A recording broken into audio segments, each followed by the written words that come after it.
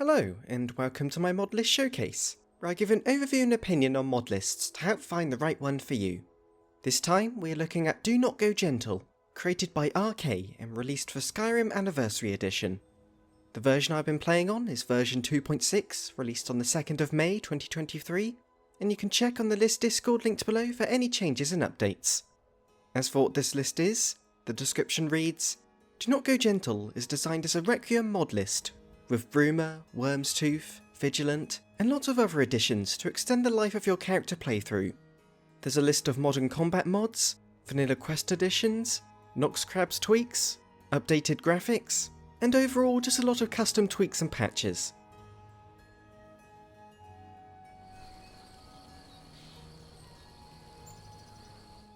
You can download the list from the Wabberjack Modlist installer, and while I won't be getting into the specifics of the installation, the process is explained with a step-by-step guide on their readme, and you can also watch my Wabberjack explanation guide video if you want to know the basics.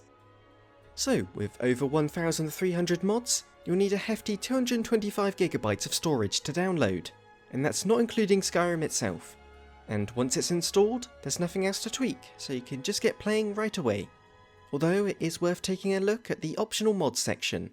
And once in game, you'll need to briefly follow along with the guide to make sure everything's running properly.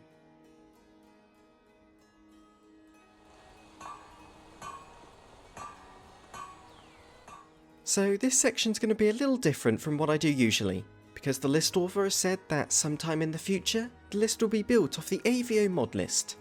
It's another list that only focuses on graphics and stability, and so the idea is that in the future, Do Not Go Gentle will look more like this. But of course that's a big undertaking and there's no date of when it will happen, so yeah, how the list looks just depends on when you're watching this video. For now, it uses mods like Terrain Parallax and Happy Little Trees for the landscape. Plus it uses a number of mods to improve the vanilla skies, rather than changing them with one big overhaul. The cinematic vanilla EMB is used by default, which I don't think I've ever seen used before, but it's very impressive, focusing on a photorealistic look with some desaturation. Although you should switch off chromatic aberration in the EMB settings. I've rambled about this graphics option a few other times, so I won't do it again, but it just makes the game more blurry and it's just ugly. Switch it off. I'm no longer asking. Or you can just add an EMB of your own choosing, using the EMB manager, which the list install guide explains how to use. As for performance, with these specs here, I ran at a pretty consistent 60 FPS. It dips to the lower 50s in the forest areas and populated cities, but that's usually expected when you have over 1,000 mods.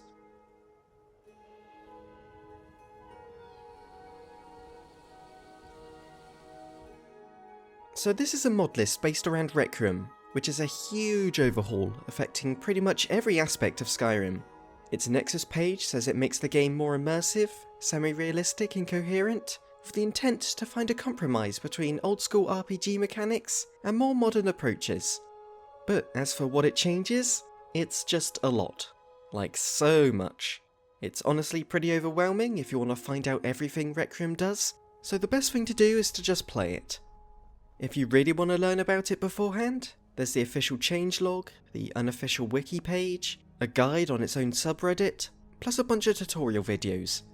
Not only that, Requiem still gets updated, which makes many of these guides outdated. So yeah, overwhelming. I'd recommend starting with this video here, even if it was made over a year ago. But anyway, to do a quick summary of my own, the world has been de-leveled, which means all the creatures and NPCs have their own level that isn't affected by your own. So if you go into a dangerous looking area while unprepared, you'll likely find an NPC that can just kill you instantly. But on the flip side, if you approach a small creature or go to some shoddy looking bandit camp while you're geared up, you'll likely wipe them out with relative ease. A huge amount of perks have been tweaked and added to offer more playstyle variety, and just makes them more interesting in general. And focusing your perks on a single skill tree is more important, as skill level doesn't provide as much of a buff as in vanilla. Casting spells while exhausted or wearing heavy armour now comes with a big penalty.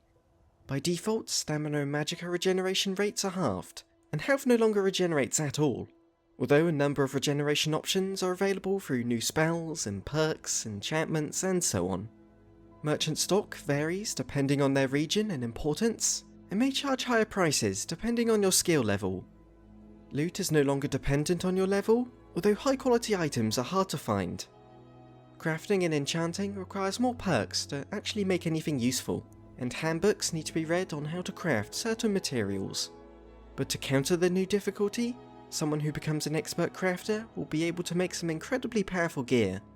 And I'll leave it there, there's just so much to go through, plus there's the Requiem Nox Crab tweaks, which on top just balance and tweak things even further. So yeah, I've certainly not covered everything, but hopefully I've put across what kind of mod Requiem is. Anyway, moving on to some gameplay mods that aren't Requiem. Pilgrim adds new shrine effects and benefits for worshipping a deity. Just Sleep adds the need to rest every now and then, where not sleeping for a while would add debuffs to your carry weight and movement speed, whereas being well rested does the opposite with giving buffs. The Honed Metal mod allows you to pay blacksmiths and mages to craft, temper, and enchant your equipment. And finally, the Early Life skill adjustment lets you pick from a number of backgrounds, and gives you a small starting buff depending on what you choose. For example, if you say you were a blacksmith before arriving in Skyrim, you'll automatically gain the first smithing perk point and level up smithing a bit faster.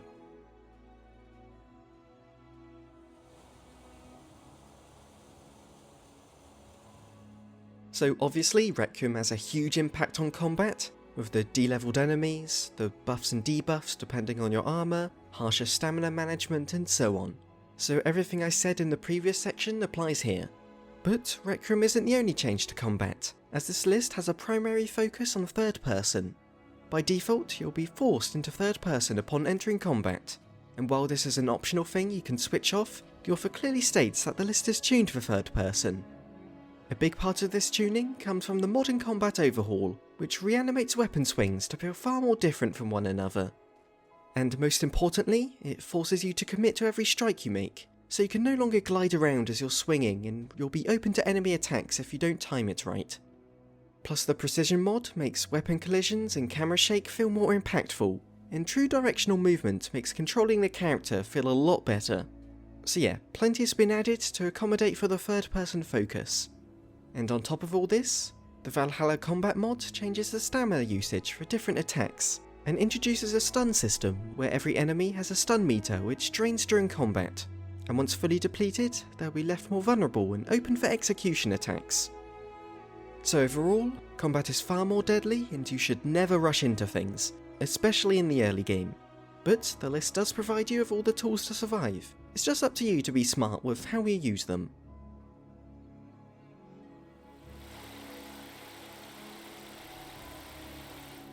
With lists like this, where Skyrim's core gameplay is so overhauled, there's usually a reluctance to add new content as it can mess with balance. But Do Not Go Gentle has managed to include many of the most popular and high quality quest mods to date, including Bruma, Wernstooth, and even Vigilant, which offers a huge Dark Soulsy world to put the new combat mods to the test. And integrated into Skyrim's existing world, there's new mods like Pit Fighter, which adds a new pit fighting faction with side quests and NPCs. Plus a number of Skyrim's existing quests have been given more roleplay options, with the quest expansion bundle of mods.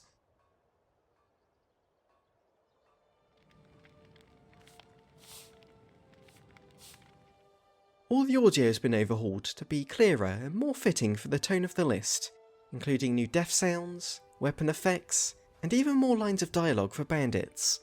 And new music has been added with the Yggdrasil mod, which has a focus on Nordic folk ambience. Have a listen to the audio for yourself.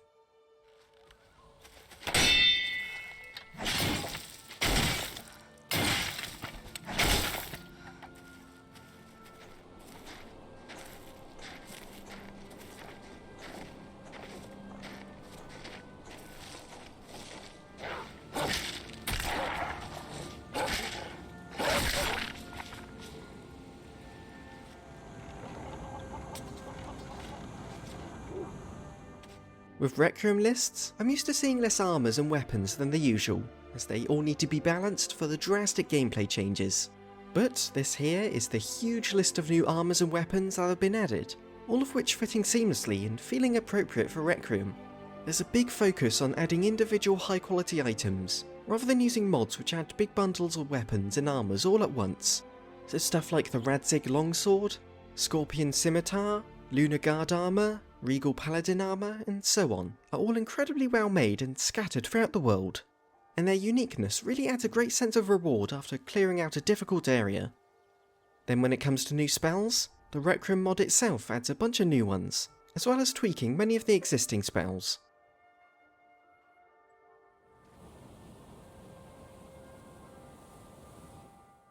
For some extra points to talk about, while Requiem disables fast travel, the Wait Carriage in Towns mod adds new carriage stops around Skyrim.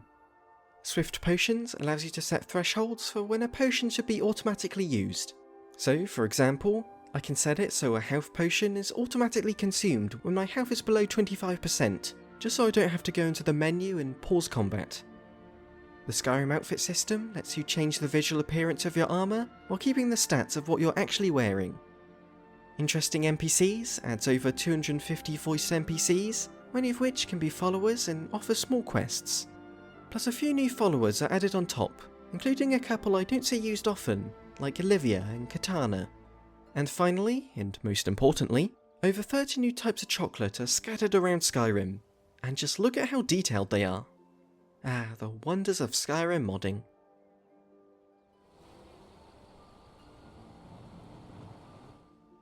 Now for talking about additions to the list, but first I must stress, any changes you make to the list has nothing to do with the Modlist author.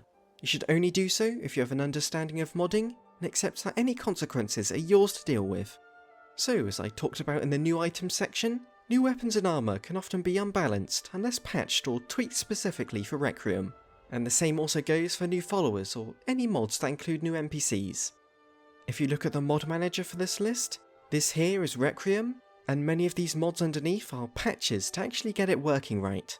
So the point I'm trying to get across is, if you want to add any mods outside of EMBs, be ready to do some patching. And also check in the optional mod section to see if a mod you want is already included.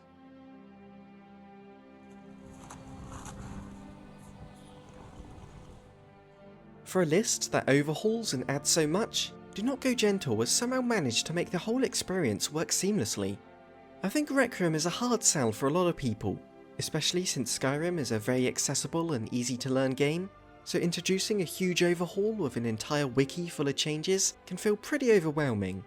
Honestly, I felt pretty overwhelmed just reading about it while this list was installing, but once I actually got to playing, it all naturally clicked. You just have to think practically, like, this heavy armour and greatsword looks like it would be a lot of effort for a low-level character to handle. And that's exactly the case, as the armour will slow you down, and you won't be able to use the sword to its fullest potential. And Requiem is made all the better with this list, with combat feeling fluid like a more modern RPG, and the amount of new content to unlock and quests to play makes this a truly unique experience, where no one playthrough feels the same. So, if you want an immersive Skyrim experience, with modern combat and old school RPG mechanics, then Do Not Go Gentle is a great choice. Thank you for watching. If you enjoyed the video, I'd really appreciate it if you gave it a like as it helps the channel grow. And a big thank you to my Patreon supporters, Jaden Shaw, Ryan Dillon, Tyler Pullin, Biggie Boss, Janice, Jake Carlo, Dweezil P. Pants, Rook, Alec Bentley, Jack Ma and Christian Howell. I find myself working on these videos from the moment I get home from work to, bed, so having these contributions are a big help. And I really appreciate it, thank you so much. And I also have a Ko-fi account if you want to give a little one-time donation. Also, I have a Discord if you want to talk about mod stuff or anything else. And yeah, thank you everyone and farewell.